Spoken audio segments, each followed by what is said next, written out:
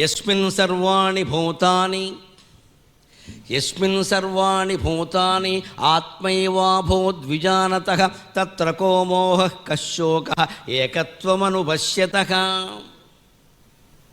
యస్మిన్ ఎవడి హృదయంలో అయితే సర్వాణి భూతాని ఆత్మైవ అభూత్ విజానతః, అతను జ్ఞాని అయిన కారణంగా అన్ని భూతాలని తానే తానే తానే ఆత్మైవ అభూత్, ఇవన్నీ నా నుంచే వచ్చాయి, ఒకే తత్వం నుంచి ఈ సృష్టి అంతా ఏర్పడింది, ఆ ఏకత్వమే నేను, అహం బ్రహ్మాస్మి తత్వమసి అని తెలుసుకుంటాడో అతను కత్తత్ర కోమోహక కశోక, దేనికి మోహానికి లోనే ఏడవడు, దేన్ని మోహించి కోరుకోడు.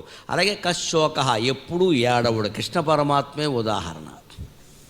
16,000 మందిని కానీ ఆధికారికంగా చేసుకున్న 8 మందిని కానీ చివరికి రుక్మిణీదేవిని సహా ఆవిడ అడిగితేనే చేసుకున్నాడమ్మా. ఈయన ఎవరిని లవ్ అఫైర్లు, కాగితాలు రాయడాలు, ఎస్ఎంఎస్లు లేవు. ఇలా చరిత్ర గమనించండి, శ్రీకృష్ణస్వామి ఎంత గొప్పవాడో అర్థమవుతుంది.